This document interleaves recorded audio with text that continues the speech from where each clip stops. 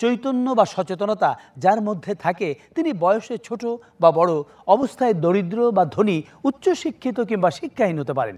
পুরুষ নারী নির্বিশেষে তারাই সমাজের কল্যাণে এগিয়ে আসেন। দর্শক মণ্ডলী, এবার আমরা তেমনই একটি মেয়ের কথা বলবো আপনাদের। মেয়েটি 10ম শ্রেণীর ছাত্রী, বলা যায় কিশোরী। মেয়েটির নাম জান্নাতুল বকেয়া মামুনি। এরই মধ্যে মেয়েটি নেতৃত্বদান, নিয়মানুবর্তিতা, দরিদ্র বান্ধব কর্মসূচি সহ নানা কাজে হয়ে উঠেছে আদর্শ স্থানীয়। জান্নাতুল বকেয়ার এসব বিষয় সম্পর্কে জানতে ইত্যাদি টিম নিয়ে আমরা গিয়েছিলাম কক্সবাজার সদর উপজেলার পোকখালী ইউনিয়নে মেয়েটির বাবা জনাব আমানুল্লাহর বাড়িতে এবং জান্নাতুল বকেয়ার স্কুল পোকখালী আদর্শ উচ্চ বিদ্যালয়ে। জনাব আমানুল্লাহ এবং নুরজাহানুল্লাহ দম্পতির 3 সন্তানের মধ্যে জান্নাতুল বকেয়া মামুনি একমাত্র কন্যা। জান্নাতুল বকেয়া তার বিদ্যালয়ে 1ম শ্রেণী থেকে শুরু করে 10ম শ্রেণী পর্যন্ত প্রতি ক্লাসেই ভোটের মাধ্যমে ক্লাস ক্যাপ্টেন নির্বাচিত হয়েছে। সবচেয়ে বড় বিষয় হচ্ছে 6ষ্ঠ শ্রেণী থেকে 10ম শ্রেণী পর্যন্ত এই 5 বছরে জান্নাতুল বকেয়া একদিনের জন্যও ক্লাসে অনুপস্থিত থাকেনি। শিক্ষকরা আরও জানালেন তার নেতৃত্ব দেবার অসাধারণ সব গুণের কথা। সে 6ষ্ঠ শ্রেণীতে ভর্তি হওয়ার পর থেকে এই পর্যন্ত একদিনও অনুপস্থিত থাকেনি। সে পড়ালেখায় খুব মনোযোগী, নেতৃত্বের গুণাবলী অসাধারণ, পাশাপাশি অন্যান্য ছাত্রছাত্রীরা উদ্বুদ্ধ হয়। ওর থেকে আমরা অনেক কিছু শিখি, ওকে দেখে উৎসাহিত হই। প্রত্যেক ক্লাসে সে ভোটার মাধ্যমে ক্যাপ্টেন হয়ে আসতেছে। সে আমাদের একজন ভালো বন্ধু।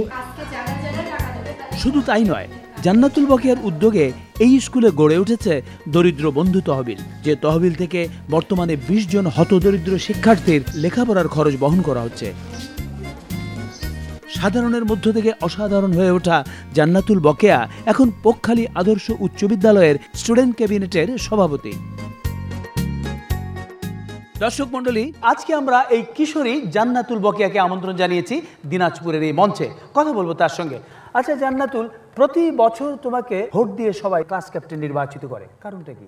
আমি সবার সাথে একটু মিশতে পারি। তোমার সহপাঠী যারা সবাই তোমাকে ভালোবাসে। জি। আচ্ছা, আরেকটি বিষয় আমরা জানলাম যে তুমি ক্লাস 6 অর্থাৎ 6ষ্ঠ শ্রেণী থেকে 10ম শ্রেণী পর্যন্ত এই 5 বছর তুমি একদিনের জন্যও ক্লাসে অনুপস্থিত থাকোনি। জি। এই দীর্ঘ সময়ে তুমি কোনো অসুস্থতা কিংবা প্রাকৃতিক দুর্যোগের সম্মুখীন হওনি? অবশ্যই 2015-তে আমাদের এলাকায় বড় ধরনের প্রাকৃতিক দুর্যোগ হয়েছিল। হাঁটু সমান পানি ছিল এবং রাস্তাতে কোমর সমান পানি। সে সময় আমি স্কুলে গিয়েছিলাম, আমি একজনই। স্কুলে 2 জন শিক্ষক ছিল, আর কেউ ছিল না। তারপর কি হলো? তারপর স্যারেরা বললো, তুমি কেন আসলা, তুমি বাড়িতে চলে যাও, আমরা তোমার প্রেজেন্টটা দিয়ে দেবো। জান্নাতুল, এবার আমরা তোমার সেই দরিদ্র বন্ধু তহবিল সম্পর্কে কিছু জানতে চাই। আমরা ক্যাবিনেট সদস্যরা প্রত্যেক স্টুডেন্ট থেকে 2 টাকার মাধ্যমে একটা তহবিল গঠন করি। এর মাধ্যমে আমরা 20 জন শিক্ষার্থীদের সাহায্য করব। আচ্ছা, তোমার ভবিষ্যৎ ইচ্ছে কি? ভবিষ্যৎ ইচ্ছা হলো আমার জীবনটা মূলত মানুষের জন্য উৎসর্গ করা।